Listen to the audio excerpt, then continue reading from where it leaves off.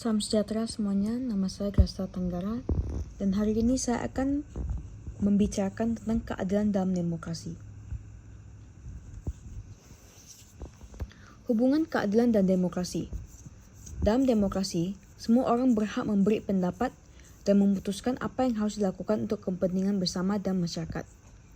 Semua orang berada pada kedudukan yang sama serta mempunyai hak dan kewajiban yang sama.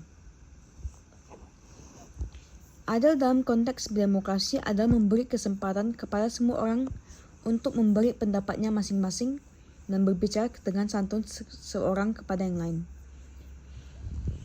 Tanpa demokrasi, mustahil keadilan tercapai. Tanpa keadilan, mustahil demokrasi dapat mencapai tujuannya. Demi mewujudkan keadilan dalam kehidupan bersama di tengah masyarakat dan untuk memenuhi kewajiban sebagai warga negara yang taat kepada Allah, setiap orang Kristen haruslah berpartisipasi aktif dalam demokrasi yang benar. Demokrasi yang berkeadilan. Indonesia menganut demokrasi Pancasila, yaitu demokrasi permusyawaratan yang berkeadilan yang dijiwai oleh Siwa keempat. Segala sesuatu dilakukan dengan musyawarah untuk mendapatkan mufakat dengan hikmat kebijaksanaan dan untuk melakukan seluruh hasil musyawarah dipilih perwakilan rakyat yang dipercaya. Keadilan terjadi melalui musyawarah sebab seluruh rakyat berhak menyampaikan pendapat. Keadilan sosial menggariskan keadilan di antara berbagai golongan, suku, budaya, bangsa, ras, dan agama. Seluruh masyarakat mendapatkan perlakuan yang sama tanpa melihat perbedaan. Setiap orang berkewajiban melaksanakan hasil musyawarah baik sesuai dengan keinginannya maupun tidak. Teladan tokoh Alkitab.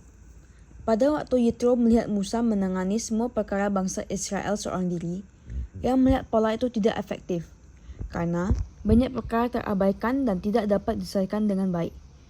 Itu sebabnya Yitro menasihati Musa agar memilih orang-orang yang takut akan Allah, yang cakap dan dapat dipercaya, yang benci terhadap suap, dan menempatkan mereka menjadi pemimpin 1000, pemimpin 100, pemimpin 10, dan pemimpin 5 orang. Hal ini dimaksudkan untuk meringankan pekerjaan Musa dan memenuhi semua kebutuhan bangsa Israel. Orang-orang pilihan ini menjadi perwakilan Musa untuk bangsa Israel dan perwakilan bangsa Israel untuk Musa. Sedangkan Musa mewakili seluruh bangsa itu di hadapan Allah. Pola ini mencerminkan pola demokrasi yang baik. Terlebih, para wakil tersebut adalah orang-orang yang percaya yang takut akan Allah. Peristiwa serupa terjadi pada abad pertama saat gereja perdana mulai berkembang.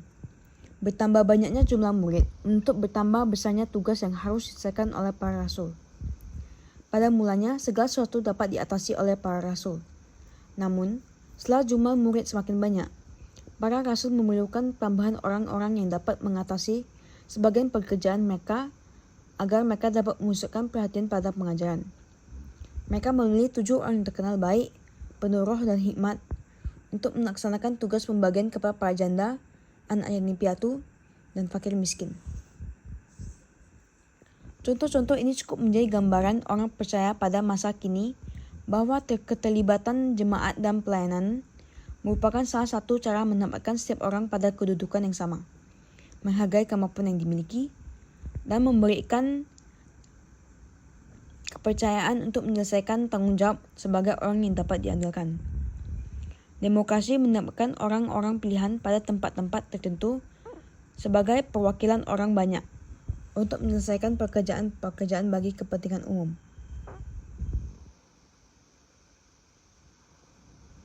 Terima kasih.